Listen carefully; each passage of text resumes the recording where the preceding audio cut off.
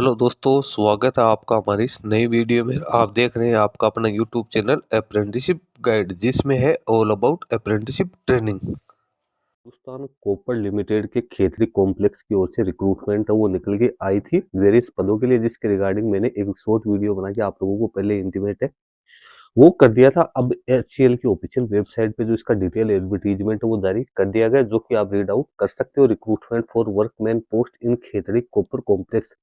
इसके लिए आपको इसकी ऑफिशियल वेबसाइट www.hindustancopper.com के ऊपर आप जाओगे तो यहाँ पे आपको कुछ इंपोर्टेंट डेट्स है वो भी देखने को मिल जाएगी। एडवर्टीजमेंट नंबर है, डिटेल्स है। 27 जनवरी 2026 से इसका एप्लीकेशन फॉर्म भरना शुरू होगा और 25 फरवरी 2026 तक आप इसमें अपना एप्लीकेशन फॉर्म है वो यहाँ पे सबमिट कर सकते हो। हालांकि अभी ऑनलाइन जो एप्लीकेशन फॉर्म भरने का लिंक वो एक्टिवेट नहीं हुआ है, कल ये भी 11 बजे एक्टिवेट है वो हो जाएगा।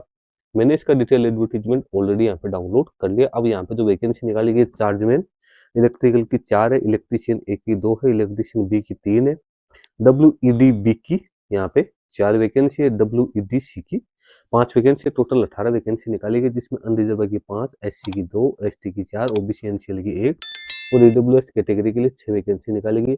अब एजुकेशन क्वालिफिकेशन की बात करें तो चार्जमैन इलेक्ट्रिकल को T10 में ओपन किया जाएगा, जिसमें 28,740 से लेकर 72,110 की स्किल मिलेगी। इसमें इलेक्ट्रिकल इंजीनियरिंग में 1 साल के एक्सपीरियंस के साथ कैंडिडेट के पास में डिप्लोमा होना जरूरी। स्टेचुरी सर्टिफिकेट की बात करें, वैलिड सुपरवाइजरी सर्टिफिकेट है वो भी कैंडिडेट के पास में यहाँ पे होना जरूरी। कवरिंग माइनिंग इंस्टॉलेशन में या कैंडिडेट के पास में आईटीआई इलेक्ट्रिकल में 3 साल के एक्सपीरियंस के साथ होना यहाँ पे जरूरी है।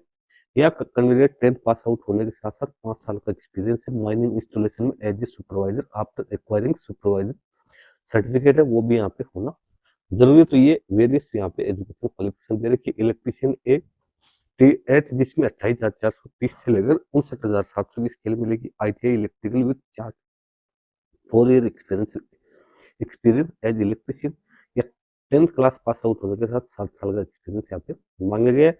वायरमैन परमिट है कैंडिडेट के पास में इलेक्ट्रिकल इंस्पेक्टर का होना यहाँ पे गवर्नमेंट इलेक्ट्रिक इंस्पेक्टर के द्वारा जारी किया हुआ होना जरूरी। इसी प्रकार से इलेक्ट्रीशियन बी 7th पे कमीशन की सॉरी इसमें T7 स्केल मिलेगी 28,280 से लेकर 57,640 और इसमें कैंडिडेट है उसमें आईटीआई 3 साल के एक्सपीरियंस के साथ या 10th क्लास 6 साल के एक्सपीरियंस के साथ एज ए इलेक्ट्रीशियन होना जरूरी है।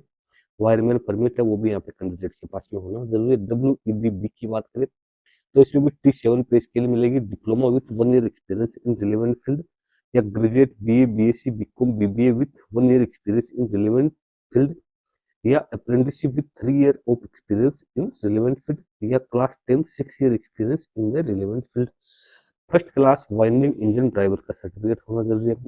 उसके बाद डब्ल्यूईडीसी की बात करें तो T6 लेवल में यहाँ पे अपॉइंट किया जाएगा। इसमें diploma graduation BA BSc BCom BBA with 6 month experience in relevant field, apprenticeship with 2 year experience in relevant field या class 10th with 4 year experience in relevant field होना जरूरी। Second class winding engine driver का certificate यहाँ पे है वो required है वो यहाँ पे किया गया। तो ये हो गई यहाँ पे एजुकेशन क्वालिफिकेशन की बात। इसमें एजुकेशन क्वालिफिकेशन के साथ ही आप लोगों से एक्सपीरियंस है वो भी मांगा गया है।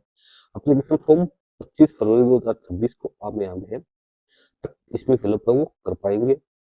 एज लिमिट की बात करें तो कैंडिडेट की मैक्सिमम एज 40 वर्ष यहाँ पे है वो रखी गई है, जिसमें एससी एसटी ओबीसी कैंडिडेट है उनको यहाँ पे छूट का प्रावधान, एक सर्विसमैन कैंडिडेट है उनको भी गवर्नमेंट के नॉर्म्स के अकॉर्डिंग वो छूट यहाँ पे मिलने वाले। रिम्यूनरेशन जो मैंने आपको पे स्केल बताई थी उस पे स्केल में बेसिक के अलावा आपको क्लियरेंस अलाउंस आईडीए मिलेगा, पर्क अलाउंस मिलेगा, एक्स ग्रेजुएट या लीव इनकेसमेंट और अदर जो सीपीएफ या ग्रेजुएट एनपीएस की जो भी फैसिलिटी है वो मिलेगी। एप्लीकेशन फी की अपन बात करें तो general EWS OBC NCL EWS category के कैंडिडेट के लिए 500 रुपए और अदर कैटेगरी के लिए कोई एप्लीकेशन फी नहीं रखी गई है। कैंडिडेट का सिलेक्शन किस आधार पे होगा?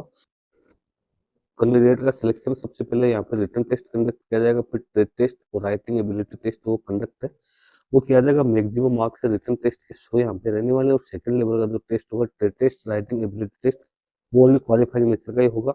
इसमें आप देखते हो फर्स्ट लेवल के टेस्ट क्या क्या होगा, सेकंड लेवल का टेस्ट क्या क्या होगा, सभी के लिए सेम ही यहाँ पे है। वो सिलेक्शन प्रोसेस है वो रखी गई है। रिटन टेस्ट इंग्लिश हिंदी दोनों लैंग्वेज में ऑब्जेक्टिव टाइप के मल्टीपल चॉइस वाले क्वेश्चन आप लोगों को देखने को मिलेंगे।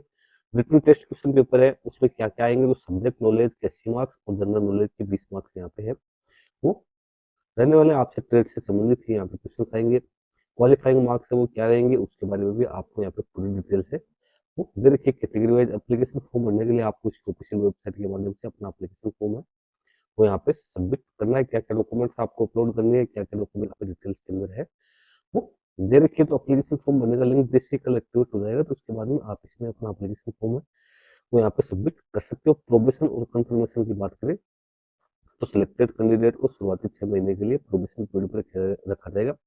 उसके बाद रेगुलर पे स्केल है वो अपॉइंट किया जाएगा।